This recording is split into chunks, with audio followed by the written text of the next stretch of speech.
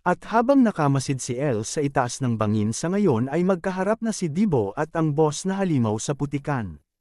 Siya ay napaisip na sa pamamagitan nito, nagawa nilang matugunan ang mga kondisyon.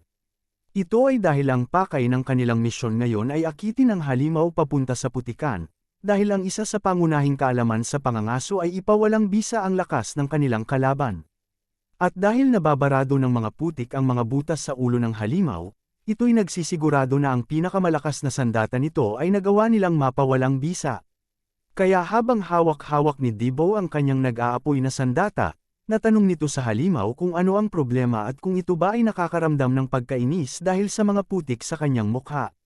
Nang bigla na lang nitong inikot ang kanyang sandatang sibat, at makikita natin ang pagbitaw nito sa hawakan ng kanyang sandata, kung saan pagkatapos nito ay hinawakan nito ang tali para agad na maitapon ang kanyang sandata sa kaharap na halimaw. Subalit nagawa itong maharang ng halimaw gamit ng kanyang kamay. Pero kahit na ganito, ito ay nakagawa pa din ng pinsala. Kaya agad din na paulit-ulit na nagpalabas ng pag-atake si Dibo papunta sa kanilang kalaban. Ngunit nang matapos ang pagpapaulan nito ng kanyang pag-atake, agad na sumugod ang halimaw papunta sa kanya.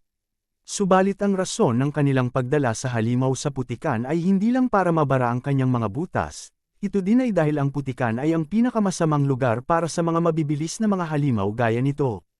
Kung saan makikita natin ang boss na halimaw na bigla na lang tumigil sa pagsugod kay Dibo dahil biglang lumubog ang kanyang mga paa sa putik. Kaya ang pagkakataong ito ay agad na ginamit ni El para muling ipalabas ang kanyang skill na revolver, na agad namang tumama sa halimaw na hindi ngayon makaalis sa kanyang kinatatayuan, subalit makikita natin na ito ay nagawa niyang maharang gamit ng kanyang dalawang kamay. Pero kahit na ganito, ang skill ni El ay nagpatuloy pa ring umikot sa halimaw, na agad din namang sumabog sa harapan ni Dibo kung saan siya ay napayuko. At dahil nagawang tumama ng ipinalabas na skill ni El, natanong ni Dibo kung ito ba ay kanilang napatay. Subalit habang patuloy na nawawala ang usok sa paligid ng halimaw, nakikita pa rin nila ang anino nitong patuloy pa ring nakatayo. Kaya nasambit ni Dibo na ito ay napakatibay. Nang bigla na lang si El na napasigaw kay Dibo na puntiryahin nito ang core ng halimaw na dapat ay malapit sa kanyang ulo. Na agad namang sinagot ni Dibo na ito ay kanyang alam, kaya muli nitong agad na itinapon ang kanyang nakataling nag-aapoy na sandatang sibat. Kung saan ito ay kaagad din na nakaabot sa hindi makaalis na halimaw sa putikan. Subalit bago pa man ito tuluyang makaabot sa kanilang kalaban, nagawa ng boss na halimaw na mahuli ang itinapon ni Dibo na sibat. Nalabis naman niyang ipinagtaka, nang bigla na lang hinila ng halimaw ang nakataling sandata ni Dibo, kung saan nagawa din siyang mahila ng kanilang kalaban papunta sa kanyang harapan. At dahil dito, agad namang ginamit ni El ang kanyang telekinesis. Kaya nagawa nitong maiangat ang isang malaking kahoy na nasa putikan papunta sa harapan ni Dibo at ng halimaw. At makikita din natin ang paghawak ni Dibo sa sanga ng puno para ito'y magawa niyang maihampas sa kanilang kalaban. Subalit pagkatapos nito ay agad lang nahinawi ng halimaw ang kahoy. Subalit kasabay ng pag-ikot ng kahoy ay pag-ikot din ni Dibo papunta sa likuran nito. At dahil siya ay nakakita ng pagkakataon, agad niya itong sinipa ng napakalakas sa kanyang likuran. Kung saan pagkatapos din ito ay makikita natin ang paglapag ni Dibo sa isa pang malaking kahoy sa putikan. At kasabay nito, habang siya ay nakahawak sa kahoy ay ang pagbalik din ng kanyang sandatang sibat sa kanyang kamay. Kaya agad din siyang tumalon paalis sa sanga, kung saan siya ngayon ay mabilis na umikot sa halimaw na patuloy na hindi makaalis ngayon sa putikan. At agad din ni El na muling ginamit ang kanyang telekinesis, na naging dahilan ng pag-angat ng mga tubig sa paligid ng kanilang kalaban. At ginamit din ito ang kanyang telekinesis para makontrol ang tubig at iatake papunta sa halimaw. At kasabay nito ay ang paglabas ng anino ni Dibo sa nakapaligid na tubig habang hawak-hawak nito ang kanyang sandata. At dahil agad itong napansin ng halimaw, labis niya itong ikinabahala. Kaya agad nitong inatake ang tubig na may nakita nitong anino ni Dibo. Subalit labis nitong ikinabigla dahil wala na si Dibo sa kanyang inataking tubig. At hindi nito namamalaya na si Dibo ngayon ay nasa kanya ng likuran habang nagpapalabas ng kanyang pag-atake gamit ng kanyang nag-aapoy na sandatang sibat. Kung saan makikita natin ang pagkainis sa mga mata nito.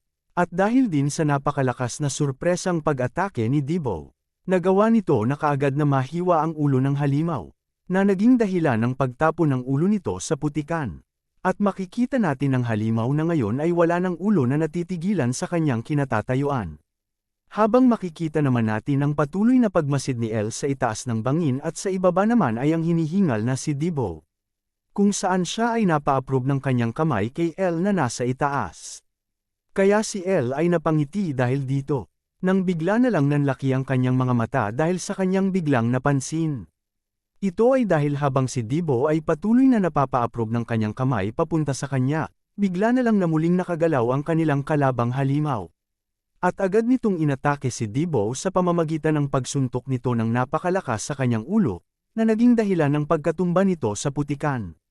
At kasabay nito ay ang pagtapon din sa putikan ng kanyang sandatang sibat. At makikita natin na kahit wala ng ulo ang halimaw ay patuloy pa rin itong nabubuhay, kung saan nagawa pa nitong makasigaw ng napakalakas. At dahil dito, agad din na muling ipinalabas ni Elle ang kanyang skill habang napapaisip kung paano itong nangyari dahil nakakasigurado siya na naputol na ang ulo nito. At makikita natin ang pagpapalabas nito ng kanyang skill papunta sa halimaw. Subalit hindi niya ito nagawang matamaan. Ito ay dahil agad din na sumugod ng napakabilis ang halimaw papunta sa kanya habang tumatalon sa mga bagay na nasa putikan. Kaya habang muling ginagamit ni Elle ang kanyang telekinesis, siya ay napaisip na marahil siya ay mayroong hindi napapansin. At dahil sa paggamit nito ng kanyang telekinesis, nagawa nitong maiangat ang inaapakan ng halimaw na isang malaking ugat. Subalit agad lang din itong tumalon paalis dito, na naging dahilan kung bakit nito naabot ang bangin kung saan naroroon si Elle. At dahil sa mabilis na pag-akyat ng halimaw papunta sa itaas, labis itong ikinabahala ni Elle. At habang patuloy na umaakyat ang halimaw papunta sa kanya, napaisip si Elle na isang beses na lang nitong magagamit ang kanyang skill na fire arrow. At dahil wala nang susunod na pagkakataon, kailangan niya itong mapatama sa kanilang kalaban. Habang makikita naman natin ang biglang pagtayo ni Debo sa putikan, kung saan siya ay napamura sa galit. At habang hawak-hawak nito ang kanyang sandata at nagdudugo ang kanyang ulo, pasigaw nitong nasambit na ito ay labis na umaasar sa kanya. Kaya agad nitong itinapon ang kanyang nag-aapoy na sandatang sibat at agad na ginamit ang kanyang skill na tinatawag na slash blast, na agad din na nagawang makaabot sa halimaw na patuloy na umaakyat papunta sa itaas ng bangin. Kaya nang ito ay maabot ng sandata ni Debo, nagawa nitong mahiwa ang katawan ng halimaw kaya napasigaw ito ng napakalakas.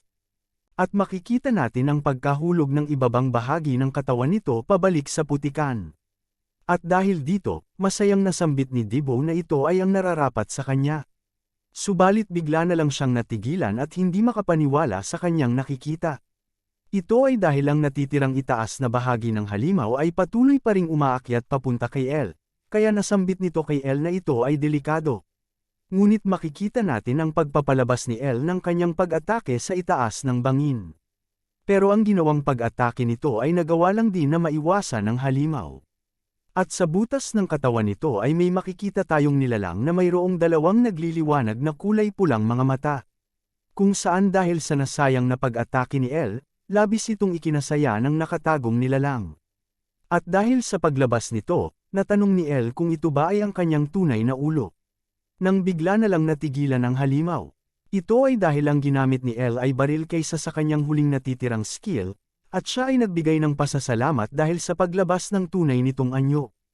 At dahil naman sa nakikita ni Debo, napatanong siya kung ang ginamit ba ni Elle ay isang signal flare at kung ang ipinalabas ba nitong huling pag-atake ay isa lamang panlilinlang sa kanilang kalaban. Nang bigla na lang na muling inactivate ni Elle ang kanyang staff. At agad din itong ginamit ang kanyang skill na revolver papunta sa umaakyat na halimaw, kung saan ito ay natamaan at nahulog pabalik sa putikan papunta kay Debo. At kasabay nito ay makikita natin ang patuloy na pag-ikot ng kanyang skill sa nilalang, na naging dahilan kung bakit nagawa niya itong mabutas. At dahil sa ginawang pag-atake ni Elle gamit ng kanyang skill sa itaas ng bangin, ito ay naglikha ng malaking pagsabog. Subalit kasabay nito ay ang pagkalat din ng mga usok na lason sa paligid, na labis namang ikinabahala ni Debo. At dahil sa kanyang nakikita, nasambit ni Debo na ang halimaw ay patuloy pa rin na nagbibigay ng problema kahit pa sa huli. At nang si Debo ay malapit ng maabot ng lason, makikita natin ang isang lubid na ginamitan ni El ng kanyang telekinesis para magawang mahila si Dibo papunta sa itaas ng bangin. At nang siya ay tuluyang makuha ni El, nasambit nito na inakala niya na siya ay mamamatay. At makikita natin ang pagpuno ng lason sa ibaba ng bangin, kaya napatanong si Dibo kung ang kanila bang laban ay tunay nang nagtatapos. Naagad namang pinasang-ayunan ni El. At dahil sa mga ipinakita ni Dibo, nasambit ni El na magaling ang kanyang ginawa. Subalit habang si El ay nagsasabi na kukunin nila ang Mana Stone nito pagkatapos na humupa ng usok, may bigla na lang sumulpot sa kanyang harapan. Kung saan si El ay nababahalang napalingon. At ang bagay na ito ay ang halimaw na patuloy pa ring nabubuhay na nagawang makatalo ng napakataas sa kanilang harapan.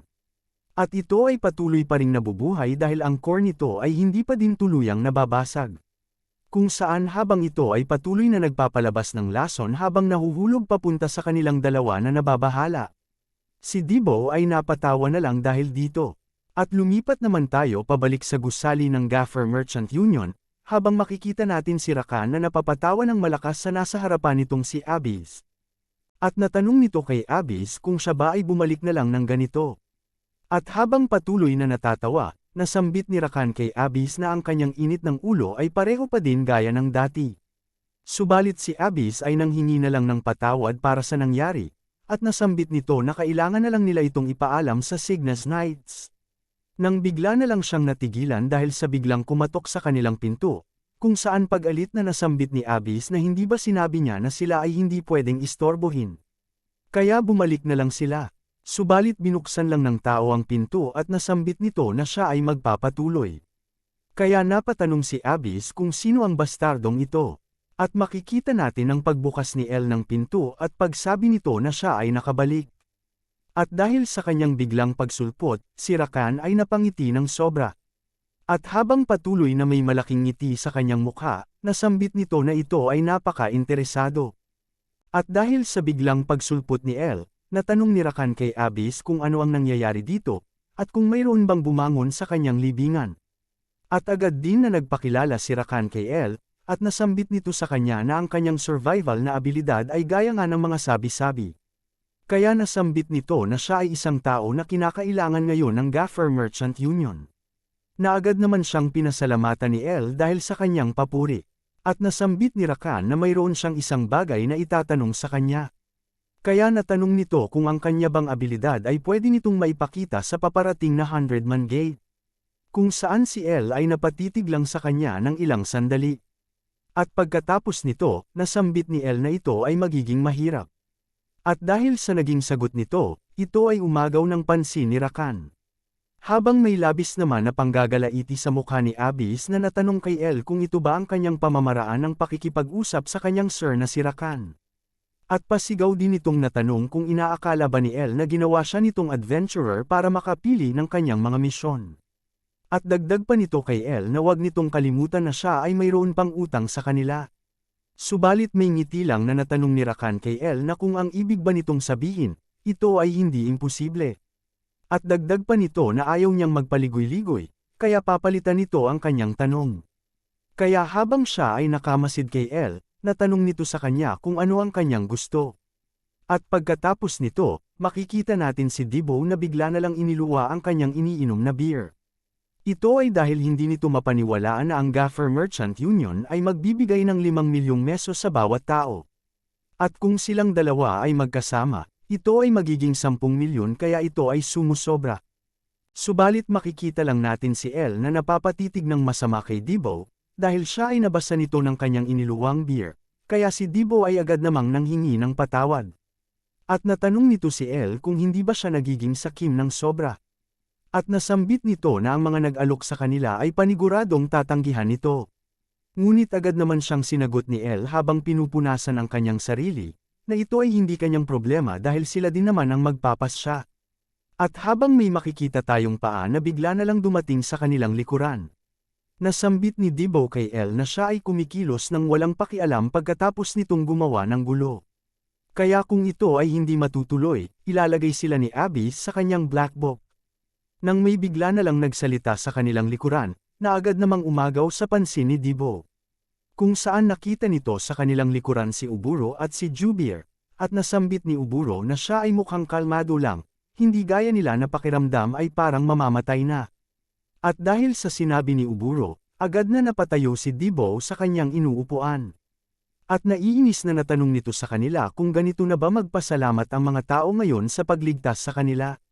At dagdag pa nito, na hindi din naman niya ito gusto noong simula pa lang, kaya sundan niya ito at silang dalawa ay maglaban.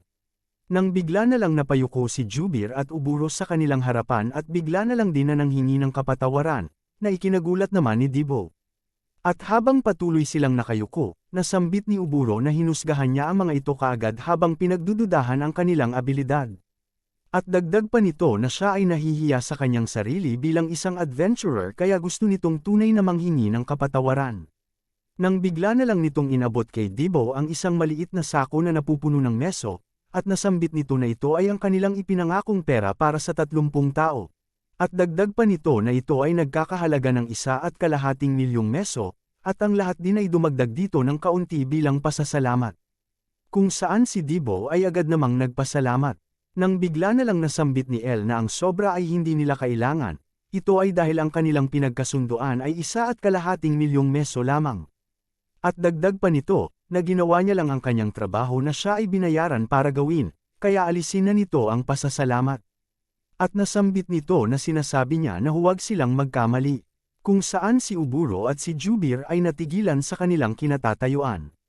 At dahil sa mga sinabi ni El, naiinis na nasambit ni Dibo na siya ay natuwa lamang sa wala. At dagdag pa nito na mukhang siya ang gagawa ng pagbibilang ng mga barya. Nang bigla na lang tinawag ni El ang pansin ng adventurer na may pangpiratang kasuutan at natanong nito kung ang kanya bang pangalan ay si Uburo. At dagdag pa nitong natanong kung ano ang kanyang kayang gawin, at kung magagawa ba nito ang trabaho na babayaran sa kanya. Nalabis namang ikinabigla ni Uburo. At lumipat tayo pabalik sa gusali ng Gaffer Merchant Union habang nagsasabi si Abyss na hindi ito pwede. At dagdag pa nito kay Rakan na nakaupo sa kanyang harapan, na ang 10 milyong meso ay isang bagay na binabayad para sa mga mayroong 3rd o 4th circle na mga adventurers.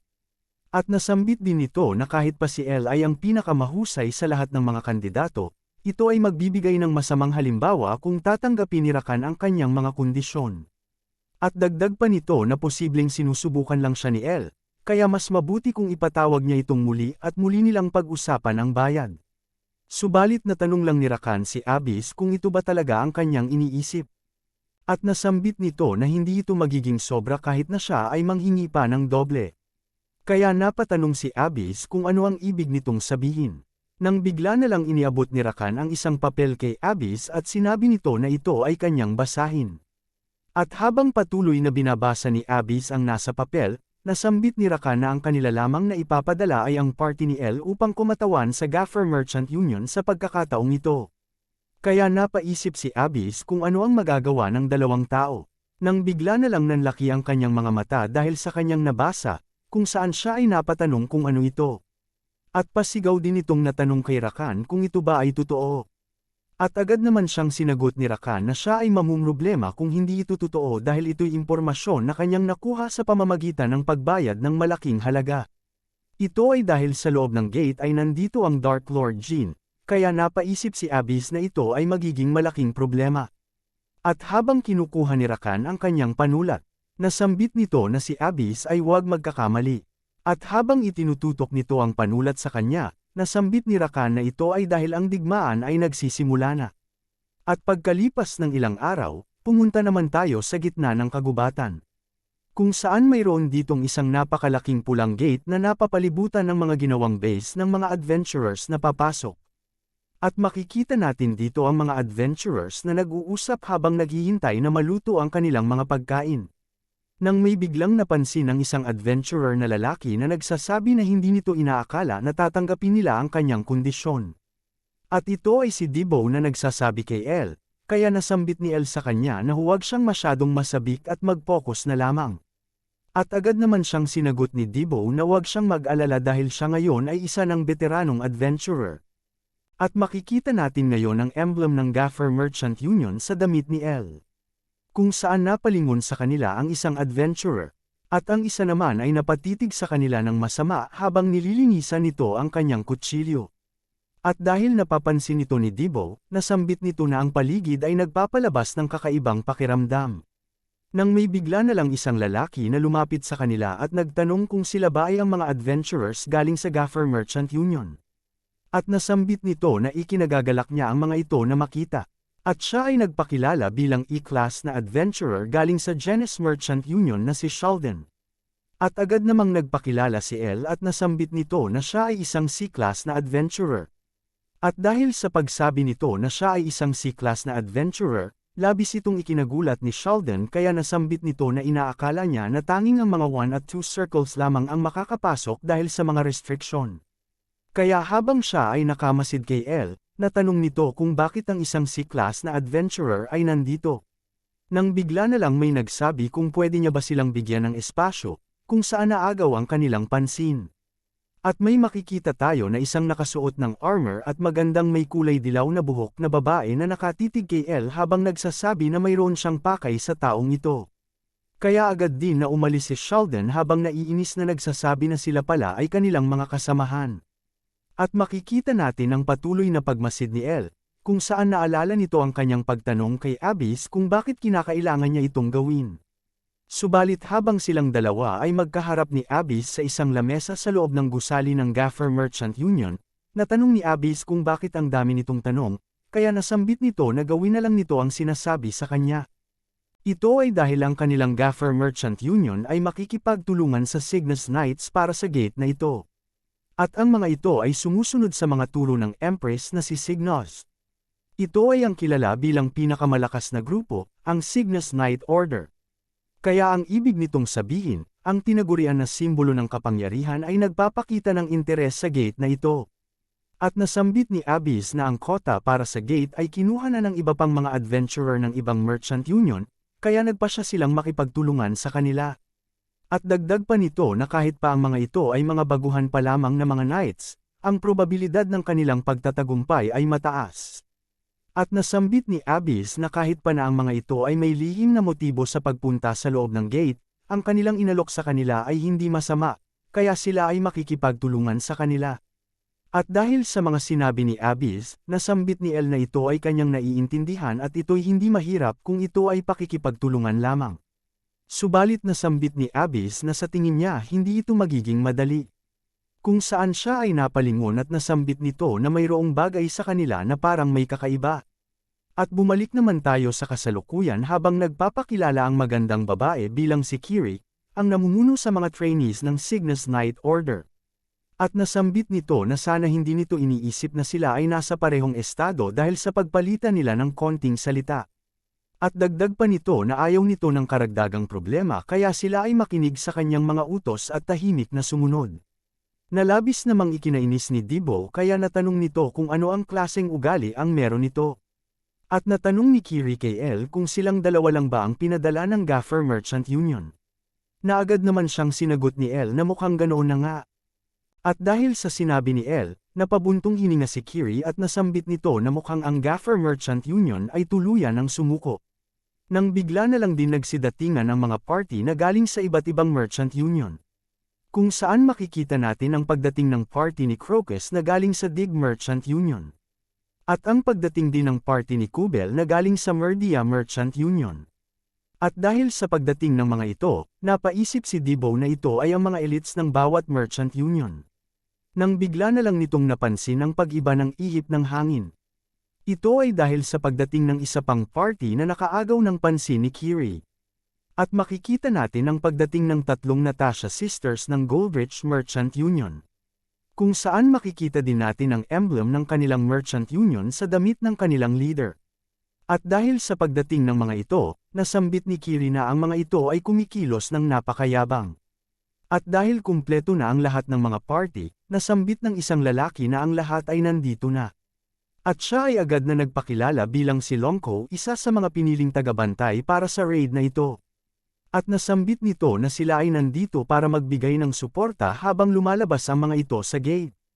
At dagdag pa nito na marahil narinig na nila ito sa kani-kanilang mga merchant union subalit siya ay magpapaliwanag muli bilang paalala sa kanilang lahat. At nasambit nito na ang legendary item na lalabas sa gate ay hindi ng mga ito pagmamay-ari kahit pa sila ang nakakuha nito. Dahil ang karapatan sa item na kanilang makukuha ay pagmamay-ari ng kani-kanilang mga merchant union. At sila ay babayaran lamang ng kanilang napagkasunduan. Subalit nasambit din ni Longko na maaari pa din ng mga ito na sumaya dahil pwede nilang maitago ang kanilang makukuhang mana stones. At dagdag pa nito, na kung sakaling sila ay mahuhuli na sinusubukang ibulsa ang isang item. Habang itinuturo nito ang kanyang mga kasamahan sa kanyang likuran, nasambit ni Longko na sila ay haharap laban sa kanilang party na binubuo ng mga B-class na mga adventurer. At dahil sa pag-angat nito ng kanyang kamay, napansin ni Dibo na si Longko ay mayroong 5 circle sa kanyang braso, na labis niyang ikinagulat. Kaya habang sila ay nakatayo na nakamasid sa mga tagabantay, natanong ni Dibo kung silang lahat ba ay kagaya nito. At dahil natapos na ng mga nagbabantay ang kanilang pag-aanunsyo, agad din si Longko na nagsabi na pwede na silang lahat na pumasok sa loob ng pulang gate. Kaya agad na nagsabi si Kiri kay El na sila ay sumunod sa kanya dahil siya ay ang mamumuno. At nasambit nito habang may seryosong mukha, na sila ay ang magtatagumpay. At dahil sa mga ipinapakitang asal ni Kiri sa kanila, napatanong si Dibo kung ano ang problema nito at kung kinakailangan ba nilang makipagtulungan sa taong kagaya niya. Subalit si El ay napapaisip na lang na sa wakas, siya ay makakapasok din dito. At habang siya ay nakamasid sa 100-man gate, dagdag pa nito na ang lahat ng kanyang naunang pagsisikap ay para sa pagkakataong ito. Dahil ito ay ang gate na hindi niya naranasan sa kanyang dating buhay, kaya nasambit nito sa kanyang isipan na siya ay dapat na magtagumpay. Ito ay dahil dito nagsisimula ang lahat, kung saan agad nitong sinabihan si Dibo na sila ay magpatuloy na pumasok sa loob ng gate. At makikita natin ang ulat galing sa unang 100-man gate, kung saan ang lahat ng mga party ng mga adventurers ng bawat merchant union na pumasok dito ay makikita nating namatay. At ito'y nagresulta ng kanilang pagkabigo.